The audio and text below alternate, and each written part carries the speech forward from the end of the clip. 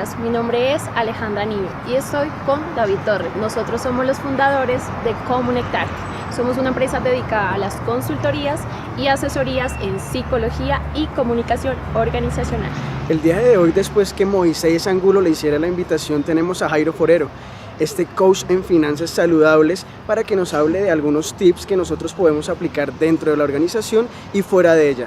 Los dejamos con la entrevista y espero que sea de su agrado. Bueno, claro que sí, Jairo Forero es feliz, es amigos, es ideas. Muchas personas dicen, yo soy ingeniero, yo soy médico, y confunden su profesión con su ser. Yo soy feliz con lo que hago, una persona que le encanta ayudar a la gente a que le rinda el dinero, y simplemente soy ideas. Yo le ayudo a la gente a que tenga esas ideas de cómo salir adelante, cómo pagar deudas. Me dedico a ello, es mi pasión. Soy feliz con la maravillosa familia que Dios me ha dado. Felizmente casado, felizmente papá de 2 hijos maravillosos y una persona que simplemente quiere ayudar a los demás a salir adelante. Bueno, mi propósito de vida. Yo creo firmemente que todos llegamos a este planeta Tierra con una misión asignada. La mía es ayudar a las personas para que les rinda su dinero y puedan experimentar la paz una mañana al levantarse y al abrir sus ojos de no deberle dinero a nadie.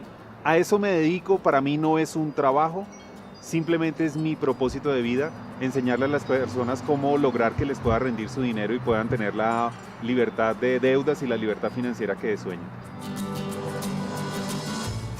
Bueno, mi visión es poder llegar a impactar 1 millón de familias en Latinoamérica. Actualmente cuento con una escuela de educación financiera y yo sé que con la ayuda de Dios, si logro impactar 1 millón de familias, es 1 millón de personas que van a contribuir a la economía de los diferentes países en Latinoamérica. Es 1 millón de familias que van a poder hacer que sus hijos vivan bien, lograr sus objetivos, lograr sus sueños. Así que mi visión es poder llegar a través de programas online, de tal manera que las personas no se tengan que desplazar, educarlas financieramente, prepararlas para que puedan manejar esas 5 palabras que para muchas personas son la ignorancia total, que son ingresos, gastos, deudas, ahorros e inversiones. Esas son las 5 palabras que yo le enseño a la gente y mi visión es esa, poder impactar familias que tienen dinero pero no lo saben administrar y para que tengan un mejor estilo de vida, que lo administren bien de tal manera que lo puedan disfrutar con las personas que tanto aman. Ok, la ingeniería industrial es maravillosa en el sentido en que es muy amplia. Tú puedes enfocarte en la parte de mercadeo, en calidad, en talento humano, en finanzas. Entonces, el área organizacional, desde el punto de vista de los ingenieros industriales, nos da esa versatilidad. En la Universidad Francisco José de Caldas me enfoqué mucho en el tema de procesos de calidad, me comenzó a apasionar. Posteriormente realicé una maestría en la Universidad de los Andes en economía industrial y allí me enamoré del tema financiero. Me encantan los números, me gustan las finanzas. Comencé a ver que si los procesos funcionan, los clientes lo ven y lo perciben y esto genera rentabilidad en las organizaciones. Si los procesos fallan, los clientes también lo ven, no compran y eso se ve reflejado en las finanzas. Así que comencé a estudiar en la maestría mucho del tema de finanzas a nivel organizacional, finanzas a nivel sectorial y finanzas a nivel personal. Y fue cuando por primera vez hizo clic en la universidad un evento que yo tuve hace muchos años atrás justamente con mi papá. Mi papá fue un gran empresario. Yo creo que desde ahí vino el tema de ingeniería industrial. Él tuvo una empresa, él fue chef de cocina, una casa de banquetes hace muchos años, muy grande en Colombia, muy reconocido. Él fue buenísimo produciendo. Admiré profundamente a mi papá, amé profundamente a mi papá. Él ya no está con nosotros, pasó a mejor vida. Pero mi papá se le salió de control una palabra que le daña el caminado a más de uno y es la palabra deudas. Las deudas hicieron que mi papá entrara en una crisis de que una gran empresa se fuera al piso. Tanto así que eso afectó a nuestra familia. Cuando yo era niño, la palabra deudas no la aprendí en el colegio, no me la enseñó mi papá, la aprendí una mañana en que nos dijeron esta casa está embargada.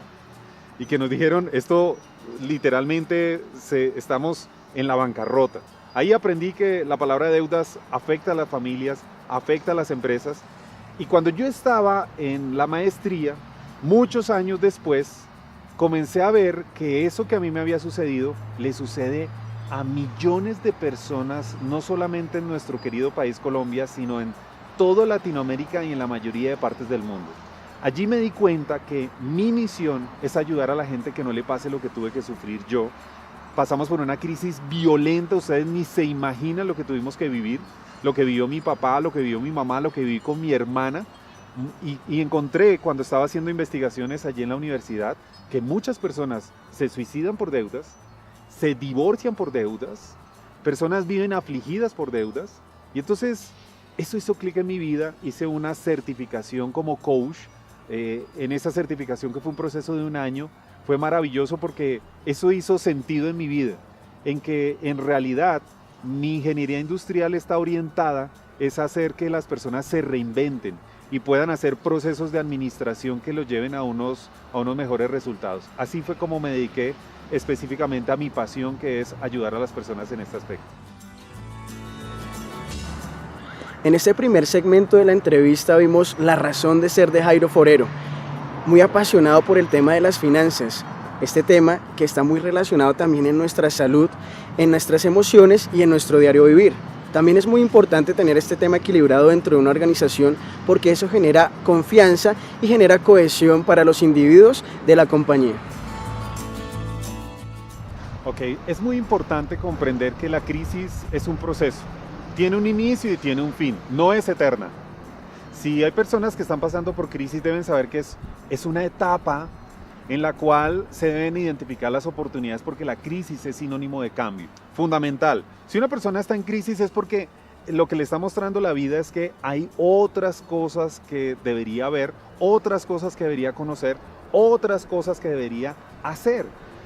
Cuando una persona, una empresa está pasando por crisis financiera, lo primero que le ayuda a identificar es las causas por las cuales llegó a ese tipo de procesos. Indiscutiblemente, las personas se enamoran de los resultados, de los sucesos, pero muchas veces ignoramos los procesos. Llegar al punto donde Dios me ha permitido estar no ha sido fácil. Ha sido un camino con altos y bajos. Y en los bajos es donde se nota el carácter de una persona, se notan los principios y los valores de una persona y la formación en familia. La primera crisis familiar que afronté fue justamente con mi papá. Para que usted tenga una idea, mi papá intentó suicidarse por deudas. Era tanto el desespero, no fue fácil ver a mi papá. Yo era muy pequeño cuando él una mañana llegó y estaba completamente desequilibrado y no fue fácil. En ese momento yo ya había conocido el amor de Dios. Y lo primero que hicimos fue orar. Y en esto, sin ser religioso ni nada de ello, simplemente creo profundamente que cuando se tiene una crisis, uno necesita una ayuda superior, y en ese sentido la oración para mí es fundamental. Actualmente dicto diferentes entrenamientos a gerentes y les enseño sobre los diferentes tipos de inteligencia. Existe inteligencia emocional, existe inteligencia espiritual, y una oración, créanme, no sobra y aporta muchísimo. Así que en mi caso particular, Jairo Forero, si ustedes me preguntan, cuando tú pasas por una crisis, ¿qué es lo primero que haces? Yo lo que hago es lo que dijo Albert Einstein: hacerme grande de rodillas. En ese sentido, lo que hago es pedirle dirección a Dios y tener mucho cuidado, porque en las crisis tú puedes reaccionar de dos maneras. O puedes comportarte de forma emocional, por emociones, o puedes irte por convicciones. Cuando tú eres una persona reactiva, entonces te estresas o te angustias tanto, te desesperas tanto, que puedes cometer serios errores porque te vas desde un punto de vista emocional. Y entonces no piensas, sino simplemente reaccionas. Y si conoces algo del cerebro, sabes que hay una parte del cerebro en donde somos más que todo reactivos, impulsivos. Y entonces cometemos errores de los cuales nos arrepentimos. Yo he aprendido que en los momentos de crisis hay que lograr no irse por la parte emocional, por las emociones, sino por las convicciones, por principios de vida y de éxito.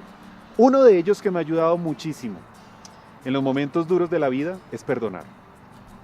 A la gente le cuesta perdonar, eso me ha ayudado muchísimo. En las crisis, cuando perdono, eso me ha ayudado a salir de la crisis. Otras personas se quedan atascadas porque se van por lo emocional, no por las convicciones, y yo tengo la convicción de que cuando uno perdona, uno puede salir rápidamente de la crisis. Indiscutiblemente ha sido permanentemente investigar. Promedio un libro al mes de lectura, investigar muchos artículos, consultar mucho internet. Creo que la educación no es una etapa de la vida, es un estilo de vida. En ese sentido, permanentemente estoy leyendo, permanentemente estoy en seminarios, permanentemente estoy en entrenamientos, porque me siento que soy como un vaso y necesito estar lleno para poder dar.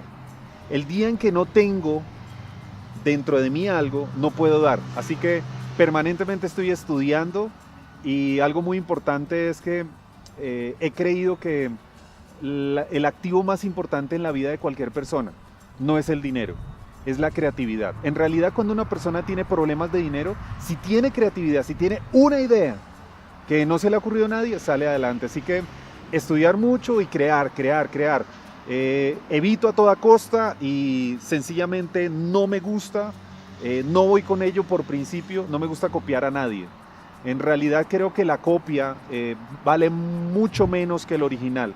Procuro siempre pedirle a Dios que me dé ideas que no se le han ocurrido a nadie y comenzar proyectos no pensando en cuánto voy a ganar, sino en cuánto voy a ayudar a las personas. Eso me ayuda a mantenerme creativo, aprendo de los demás, por supuesto, pero trato de hacer cosas que sean diferentes, que en realidad ayuden a la gente.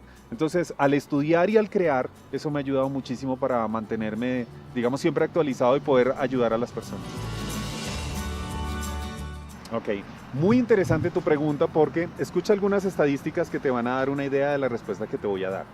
En Estados Unidos, hace 2 años publicaron un artículo donde investigaron varias parejas que se habían recién casado y demostraron lo siguiente: cuando una pareja tiene más de 2 tarjetas de crédito en los primeros 3 años, su probabilidad de divorcio aumenta en un 65%. Por su parte, en Colombia se realizó un estudio mundial de familias donde Colombia participó, y el caso de Colombia, el titular en una prestigiosa revista de nuestro país fue el siguiente: la crisis en Colombia está en las familias. Y escúcheme bien, en una de las preguntas que hicieron fue: ¿cuál es la causa de esas acaloradas discusiones entre pareja? Y colocaron las diferentes opciones. Primer puesto: diferencias en gastos, dinero, que yo manejo el dinero, tú manejas el tuyo, etc. En ese sentido, la causa número 1 demostrado en nuestro país por las cuales las personas se divorcian es justamente por malos manejos de dinero. En Colombia, en promedio, tenemos entre 13.000 y 15.000 divorcios por año. De esos, la mayoría, no sé el porcentaje exacto, pero estos estudios lo que permiten es correlacionar de que la causa principal de estos divorcios justamente es dinero. En ese sentido, cuando administramos bien, la familia vive bien. Pero si el hombre maneja mal el dinero, su esposa, tarde o temprano, se va a cansar. Ahora, si la mujer maneja mal el dinero, y el hombre también se va a cansar. Entonces, el amor muchas veces lo confundimos con una emoción, cuando en realidad el amor es una decisión.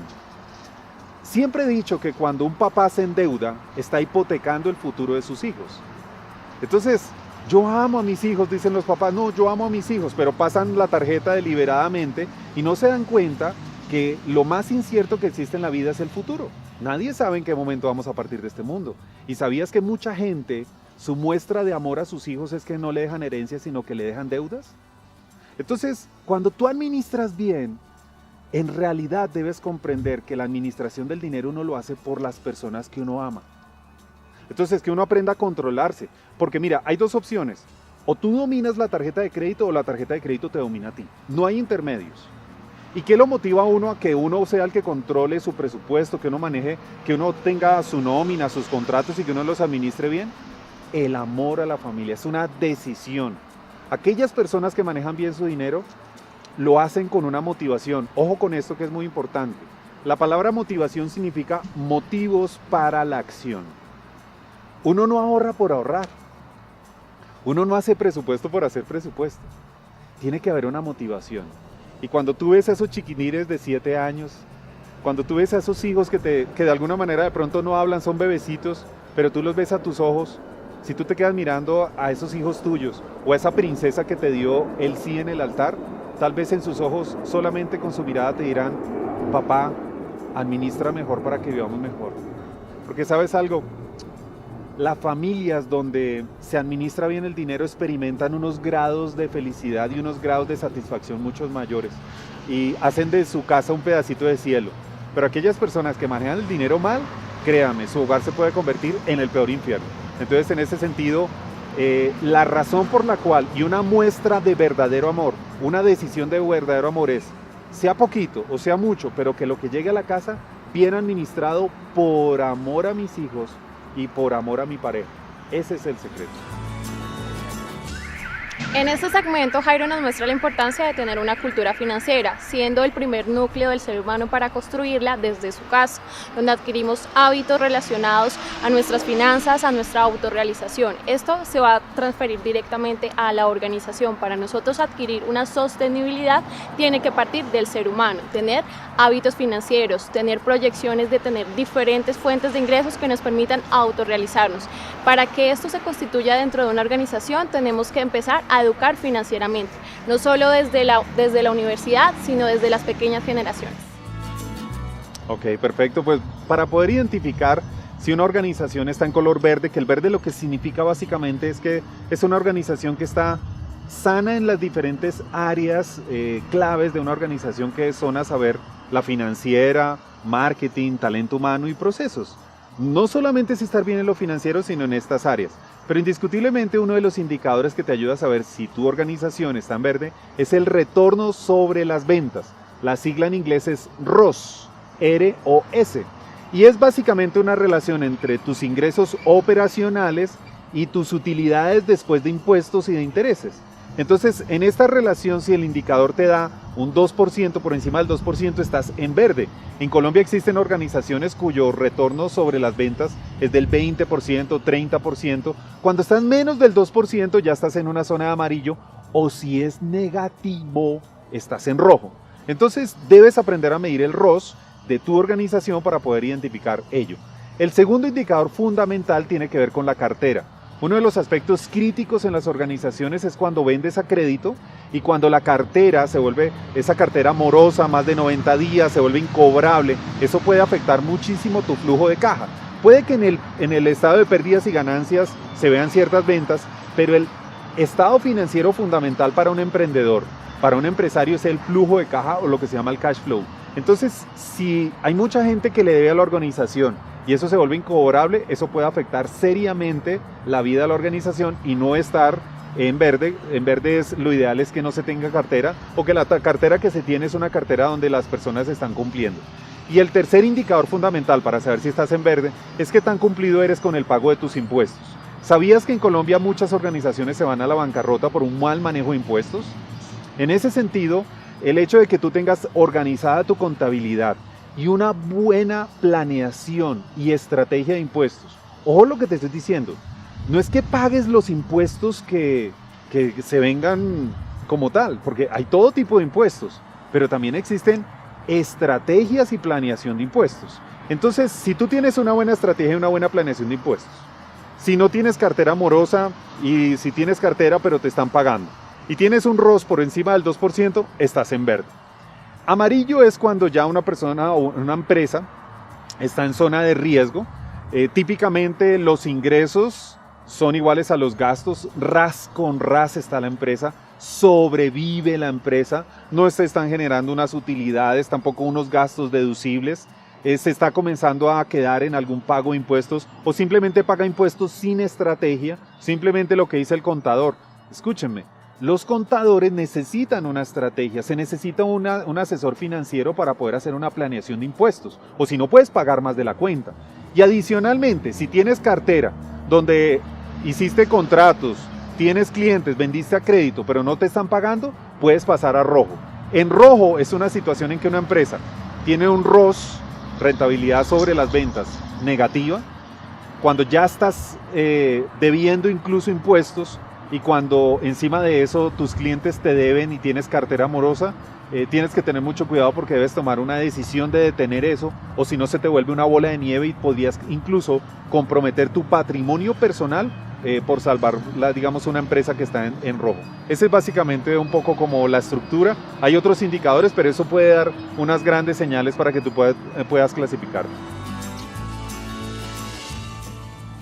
Bueno, indiscutiblemente, un momento que tú me lo dices e inmediatamente llega a mi corazón y es un recuerdo maravilloso, fue cuando por primera vez yo le dije a Dios, yo quiero entregarte mi vida.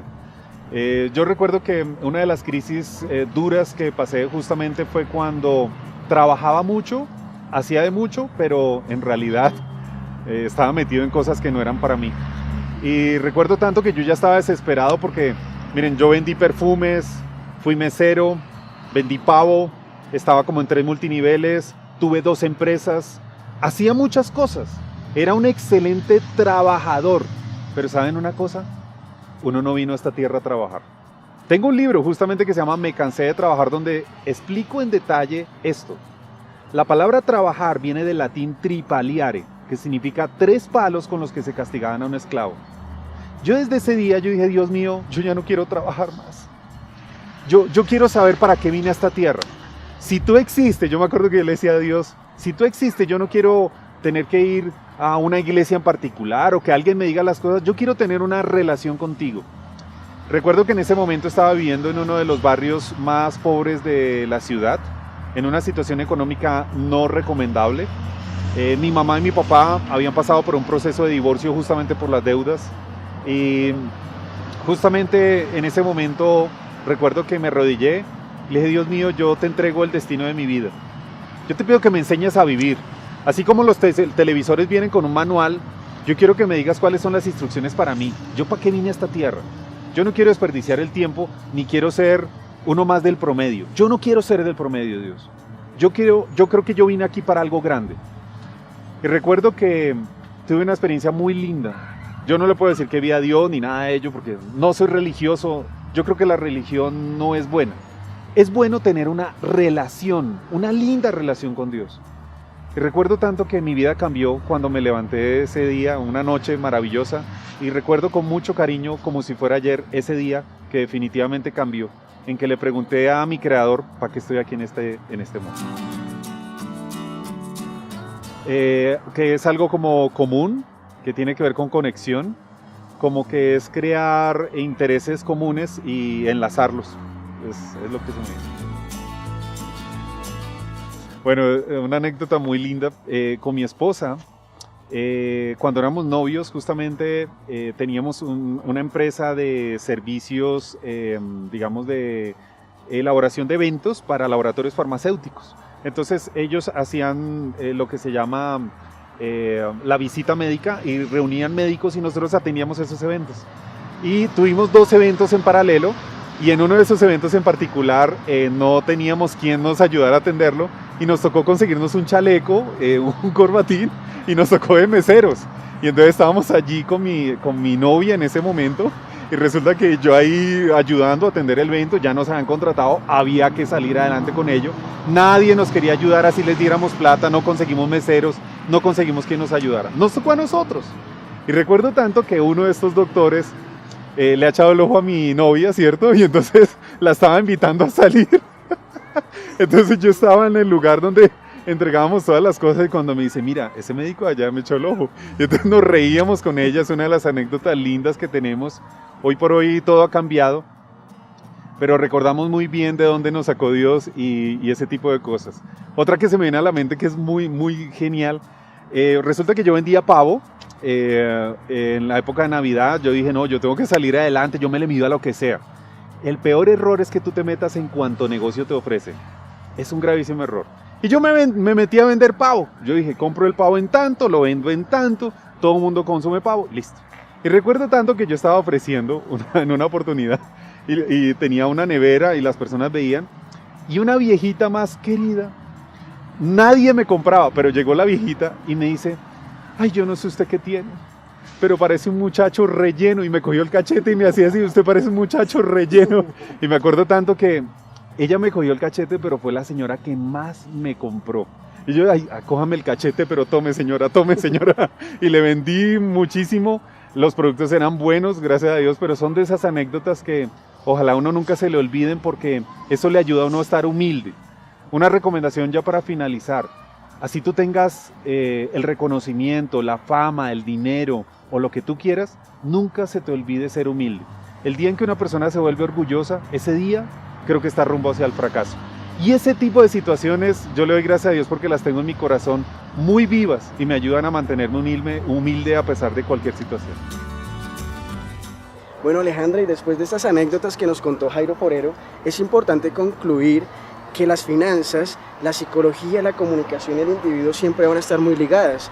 En cuanto a la comunicación, cuando estamos en crisis financiera, puede que nosotros también tengamos barreras comunicativas. El mensaje no va a llegar al emisor y existirán siempre ruidos. En cuanto a la psicología, ¿tú qué nos puedes aportar, Alejandra? El comportamiento se va a ver sumamente afectado al tener ese tipo de crisis financieras y esas famosas deudas que tanto nos afectan. Por ello tenemos que empezar a adquirir hábitos financieros. Ya por último los invitamos a que se inscriban a nuestro canal de YouTube y nos sigan en nuestras redes sociales. Nosotros fuimos Alejandra Niño y David Torres de Comunectarte.